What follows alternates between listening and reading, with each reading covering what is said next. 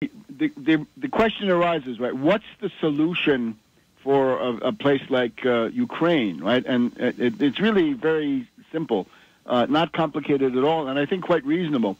The main Russian demand is that Ukraine should not be an anti-Russian springboard for new invasions and new attacks.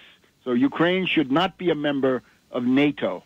I think this is eminently reasonable. Why in God's name would we want to commit ourselves here in the United States to defending a bunch of irrational hotheads in Kiev? What benefit do we get? Alliances, if they're going to survive, have to be of mutual benefit. It can't be all one way. And for the United States to pledge to defend this group of adventurers in Kiev, this is all one way. Doesn't make any sense.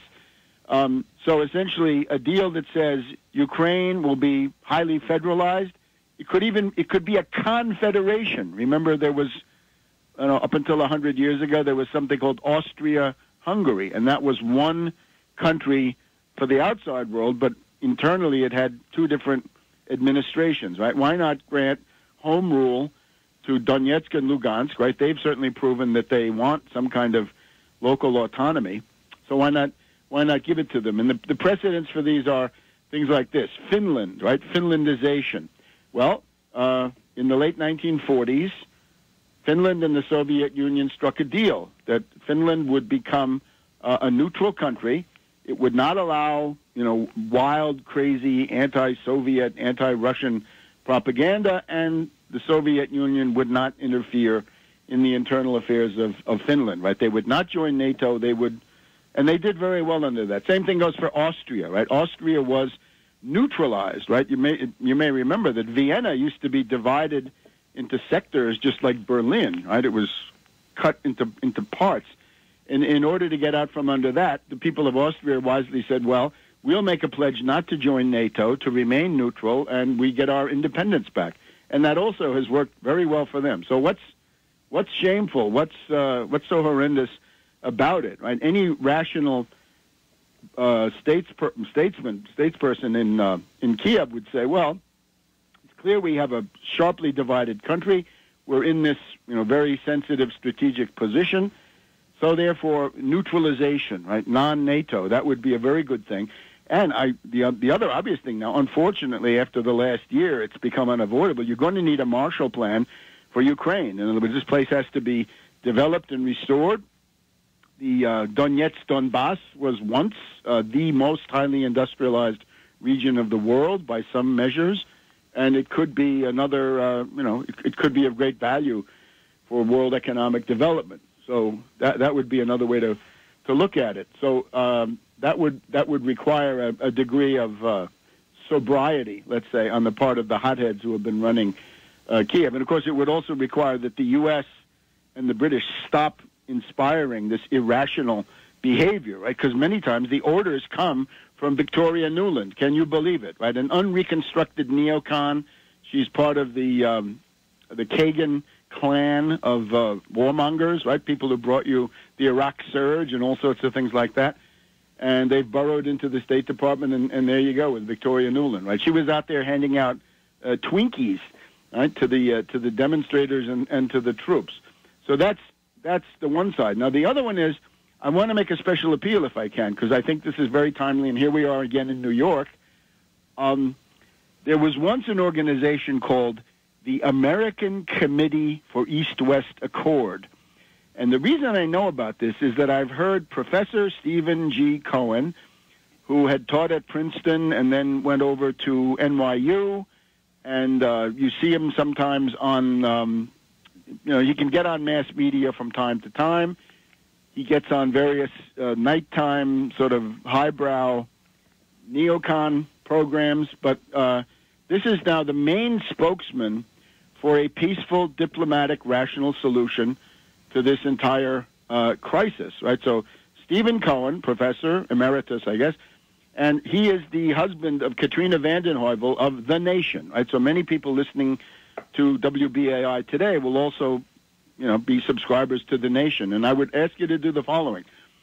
Cohen has talked, I saw him first in the Hart Senate office building last June, but he's talked about it a number of times in interviews. He used to say, during the Cold War, the warmonger lobby was organized and they went all out to try to have confrontation. But there was also a détente, or peace lobby, anti-confrontation, pro-peace, right? WBAI, I'm sure, in the heart of it at many critical junctures.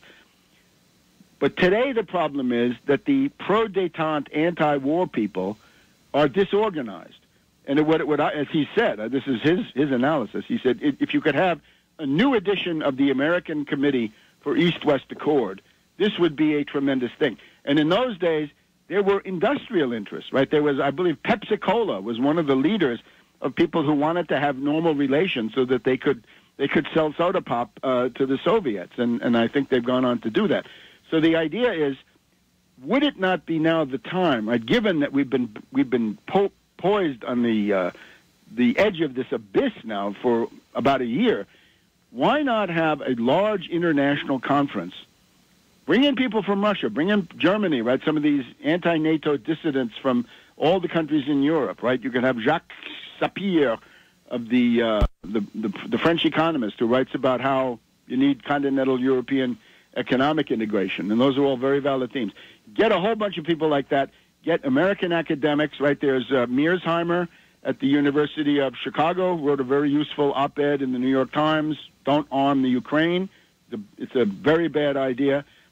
Get them all together, have a big international conference, and out of that could come a new edition of the American Committee for East-West Accord. So I would urge you, please get in touch with Professor Stephen Cohen and Katrina vanden Heuvel at The Nation and ask them, right, since they have influence, name recognition, they have a magazine they could use, they have some means, isn't it time to mount such an effort? I would really urge them to do it, because they're in a position, and I think they recognize perhaps more than others why this is necessary.